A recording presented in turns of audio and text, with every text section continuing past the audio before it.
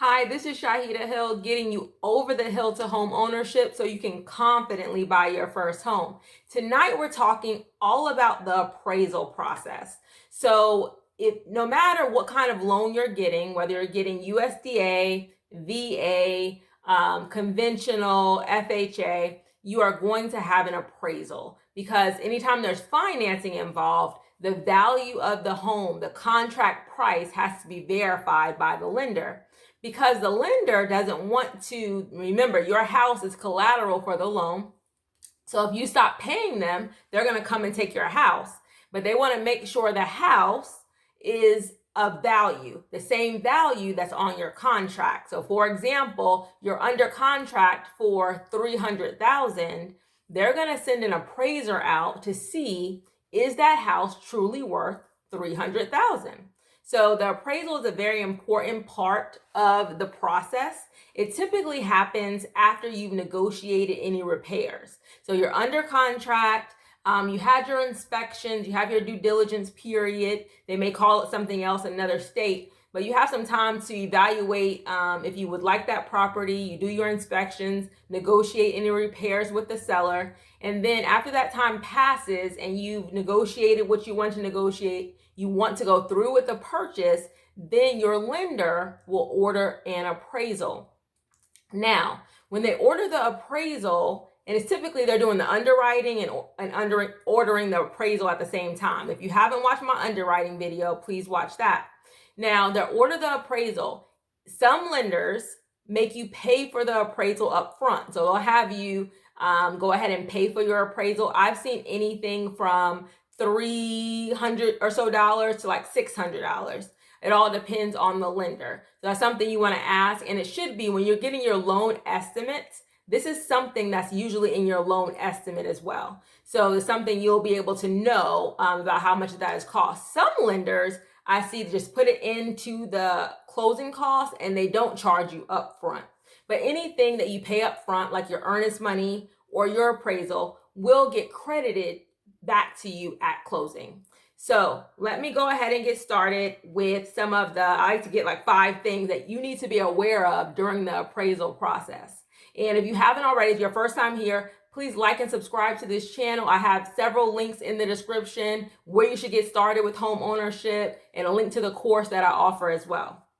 So some things you need to know. Number 1, the appraiser has a copy of your contract. I know you're thinking they're coming out blind and they're just going to tell you the value, but they actually have a copy of that contract. And a lot of times they're trying to say, okay, so say you're under contract for 300,000, can I validate this 300,000 by the comps in the area? So they're going to look at the comparable homes. Have homes this size, this amount of bedrooms, have they sold in this range in this area? They'll also look at some of the upgrades the home may have, any special things the home may have.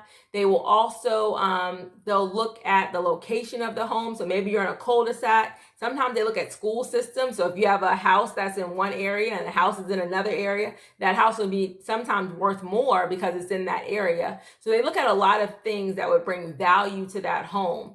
I'll say something else. So they're looking at that. They're looking at the comparable homes that have sold. They're looking at the upgrades the home may have for the most part. They're looking at those things.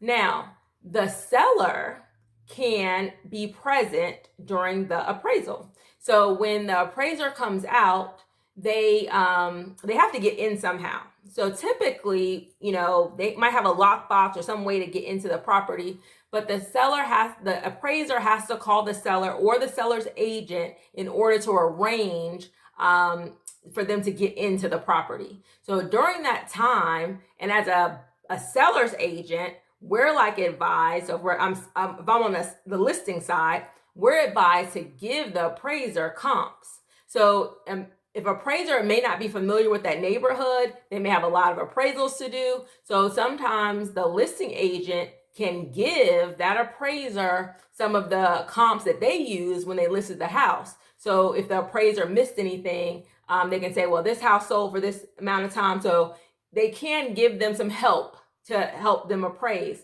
Now, they also can give them a list of the upgrades the home may have, that sort of thing. But the appraisal will come out, they will take photos of the house, they will measure the house for square footage. They don't necessarily rely on what's online, even in the tax records, because it may be inaccurate. So they actually come to the house, they measure the house, and then they use kind of their computer systems to find out some more information. They'll probably take some pictures of the comparable properties as well, just to try to see, okay, what is the value of this house? All right, so number 2, you own your appraisal. So you paid for it, you own it. The seller never gets a copy of your appraisal unless you give them a copy of your appraisal. And I'll tell you why you may need to give them a copy of your appraisal. But you own it. It comes to the lender first, and then after it goes to the lender gives it to you. So you own your appraisal. It typically doesn't go to the agent unless the agent gives it to you. So the lender and you get a copy of the appraisal. But typically, most of my buyers, share their appraisal with me. All right, so the appraisal price. And remember, the bank is basically saying, before I lend you this money, I want this third party to verify that this house is worth what it's under contract for. So when the appraiser comes out, or after the appraisal is complete, the appraisal price can come in at the contract price. So say it's for $300,000, they can say, hey, it's worth $300,000. It can come in above the contract price, meaning they're saying it's worth more than $300,000. And that's good. That means you already have equity in your home. And that's perfect. Now, the problem comes in is if it comes in lower than the appraisal price. So we're under contract for $300,000 and it comes in at $285,000. Okay. The appraiser says it's not worth $300,000. We pulled the comps, we looked at the house, we feel our the value of this house is $285,000. Now, mind you, you're under contract for $300,000. You've agreed to pay $300,000 to the seller. Now, what happens in this case? In most cases, but you have to check like up front with your agent when you're writing your contract or submitting your offer, most contracts, or a lot of contracts, have appraisal contingencies. So it's called an appraisal contingency, meaning if that property does not appraise for the list price, the contract price, if that property does not appraise for the contract price, you do not have to buy it, and you can get your earnest money back at that time. Now, so it appraised for $285,000, you're under contract for $300,000. The most the lender will lend you is $285,000. They're not going to lend you $300,000 for a house that their appraiser said is worth $285,000. So now you have some more renegotiating to do with the seller. And this is the time that you would want to show the seller the appraisal, because you're going to ask them, or your agent is going to ask them probably to reduce the price to $285,000. And a lot of times the seller will agree to that. Okay, I'll give you some options of maybe they won't agree. So a lot of times the seller will agree to that. Why? Especially if you're doing a government loan. If you're doing a government loan, then the appraisal stays with the property. So say you're doing FHA. Typically an FHA appraisal stays with the property for 120 days. Like FHA doesn't send another appraiser out. Say they terminate the contract with you because they don't want to sell their house for $285,000 and you don't want to pay the difference, because you have that option too. You could pay the difference cash out of pocket, the $15,000, to buy their house for $300,000. That is an option. So option number 1 is they reduce the price. Option number 2 is that you pay the difference. Option number 3, the contract terminates. Okay. So let's go over option number 1 again. They reduce the price. A lot of sellers will reduce the contract price to the appraisal price because the appraisal stays with the property. So if they get another FHA buyer, that property has still appraised for $285,000. And a lot of agents know this, and a lot of sellers know this, or agents tell their sellers, go ahead, let's take this $285,000 because the next person, if they're FHA, now conventional will send another appraiser out. But for government loans, they say, okay, that's already in our database. That house is worth $285,000, and it stays with that property typically 120 days. Now, so that's the best option, in my opinion. The best option, they reduce the price. It happens to me a lot. They just reduce. It's not like drastic. I've had $2,000 off or $3,000 off. They just reduce the price. We do an amendment that says seller and buyer agree to a new purchase price per the appraisal of blank. Everybody signs, we move on. Okay. The number 2 is the seller says, no, we're not going to reduce our price. We want $300,000. At that point, you have the option to say, okay, I'll pay the $15,000. I'll pay the difference. The lender will give me $285,000. I'll give you $15,000. We're still going to buy the house. The other option is you don't want to pay the $15,000.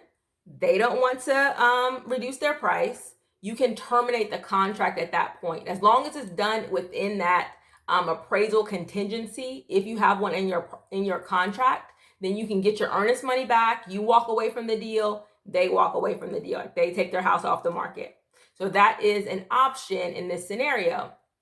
Now, another thing with the reduction of the price, say they were giving you some closing costs. So at the $300,000, they said they would pay $4,000 in closing costs. But now they're not getting $15,000. So now they're saying, okay, do I still want to give you the $4,000? A lot of times agents will renegotiate that. If I'm going to go down on my price, $15,000, I'm no longer going to give you that $4,000 that we agreed to. At that point, the entire contract can be renegotiated. So they can also say, okay, instead of the $4,000, we're giving $0 to closing costs, or they can say we're giving $2,000 to closing costs. So they can renegotiate that part of the contract as well at that time, because again, you're asking them to modify the contract, and in that modification, they can say, okay, if we go down on our price, we're not giving any closing costs. So that has to be renegotiated at that time as well. All right. Number 4, the lender is not in communication with the appraiser. It's a big no-no for the lender to talk to the appraiser. I don't know if it's illegal, probably illegal. At one time, there's a lot of fraud going on in mortgages where the appraiser, the lender, the real estate agent, the buyer, they were all working together. They would appraise a house high that wasn't worth that amount, and then they would do like cash out refinances at the table, and they would all split it. And so they've taken that away, or the chance of that happening. So your lender doesn't talk to the appraiser. I'm going to say another thing that can happen too. I just thought of it. All right. So your lender does not talk to your appraiser. So say there's just like they put it out there that they order your appraisal. They put the address, an appraiser picks it up, and they go back and they submit their report. Okay. But they're not in communication. Like, call that appraiser and ask them about that. Another thing I wanted to say about the appraisal, I'll make this number 5, that the seller can also dispute the appraisal. Okay, so that's another thing they can do. So say the property appraises for $285,000 and the seller does not agree with that. There is an opportunity for the seller or the seller's agent to dispute that appraisal. They can submit documents to the lender or to your agent saying, this is why I think the house, well, you didn't get this comp, or you didn't see my pool in the back, or you missed the marble floors that we had. So there is an opportunity for the seller to dispute the appraisal price. And every once in a while, that appraiser, if they did feel like they missed something, they will go back and adjust their appraisal. So that's also an option. That's my number 5. Sorry. New construction. Let's talk about new construction. So I'm giving you some extra bonuses at this point.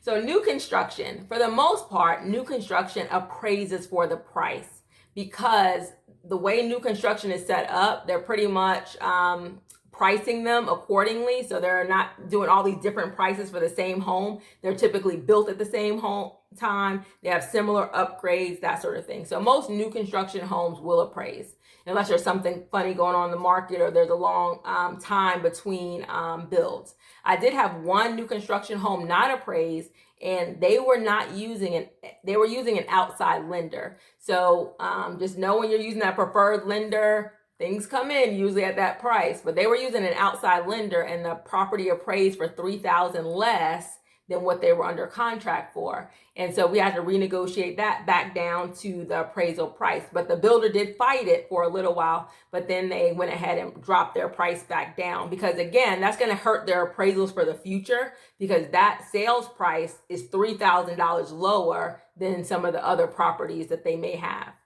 All right, so let's talk a little bit more about FHA government appraisals, the ones that stay with the property.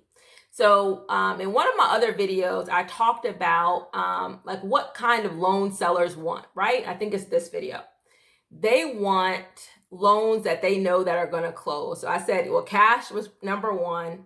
Number two was probably conventional loans. Number three, probably altogether government loans, and then any loans with down payment assistance, though, you know, from top to bottom. Now, these government loans, FHA, VA, USDA, they have their separate appraisers. And again, those appraisals stay with the property. So when a seller is thinking about it, they're like, you know, if they appraise it low, I won't get another chance. That's going to stay with the property. But also when government appraisers go out to the property, and sometimes conventional too, but big time with government appraisers, they're also inspecting the property to make sure it is inhabitable, like it's in good condition. So I've had government appraisers, they made their appraisals subject to mold remediation. They made their appraisals subject to water. They felt the water pressure wasn't good enough. One said that they wanted a handrail going down to the basement for safety. So because sellers know that, they may have some repairs. There's usually in your contract, if you have like an FHA loan, a VA loan, or a USDA loan, the amount the seller is willing to pay for required repairs, because you will not get that property appraised or the appraisal cleared until the seller completes those repairs, those required appraiser repairs. So it's not, so the appraiser for a government loan is a little bit inspector as well, and they may have some requirements of the seller as far as repairs go. So just be mindful of that as well. That's why sometimes a lot of people say this home will not go FHA. Not every home is in the condition to qualify for an FHA loan or a government loan. So be mindful of that. I think that's all I wanted to talk about. And please like and subscribe to my channel. Ask me any questions about appraisals in the comments. And I hope you confidently buy your next home.